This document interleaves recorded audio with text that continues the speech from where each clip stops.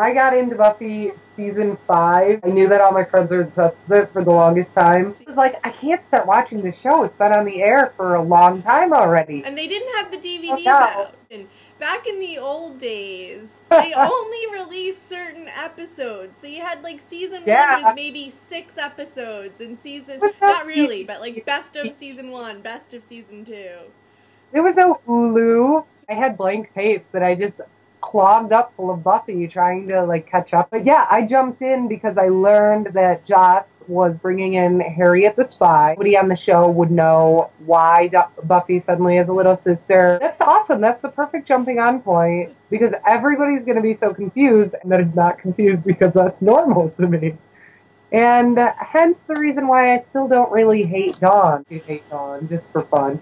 I hate Darla a lot, though. Like, when I watch that show by myself, I'm like, Darla's back. Oh, no, I'm sorry, that's mostly on Angel. I'd suck like this, because I'm Darla. Back to the line. Tell me about your line experience. So I went and I stayed online. Charity event, and you didn't have to stay overnight. So my parents were okay with that. No camping out. But there was a camp, there was a tent, there was TV, there was Wi-Fi. What? Really? They had pizza delivered there. Wait, what episode was this? What episode of Star Wars? Episode 2. And then my first day there, they actually had a Star Wars wedding, which was not real. Like, the people got married, like, jokingly got married before they really got married. The only time I've ever seen New York City traffic, like, totally shut down is when you put Darth Vader out on the New York City street. And Conan O'Brien is there, so if you go and you watch that Star Wars sketch, I'm in the background looking too normal to be interviewed, but I am there. Yeah, I was really jealous. We didn't have lines. We just went to Regal and bought our tickets and went to see the movie. What's your other big obsession there you got behind you you're real into? This is recent. Yeah, that's your most recent big obsession because I have not jumped onto this one yet. So. we will get you into Doctor Who. Please. And I know that those little like cone things with like the bumps on them like kill people or something, or do they blow up worlds? Daleks. They attack people. But they're just like little tiny droids. There are aliens inside of there controlling it. I had no idea that Doctor Who was about aliens. I gotta be honest.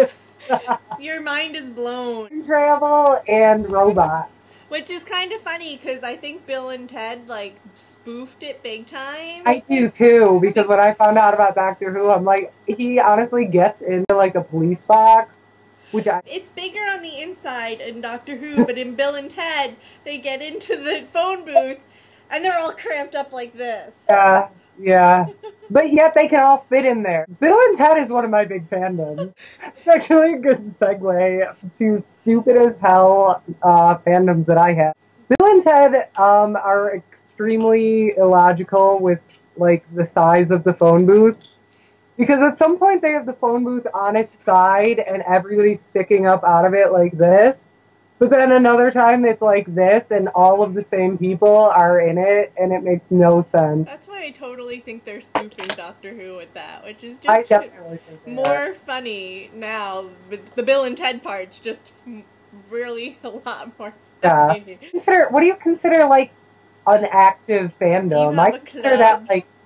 Do you go to fan clubs, talk about it on the internet? Yeah. I consider, if you have a lot of memorabilia, if you dress up, I collect Bill and Ted things. I have like Bill and Ted action figures, the little like cereal boxes. I also collect the Chipmunks. The Chipmunks is like my all-time favorite. What the hell is that? That's a sonic screwdriver.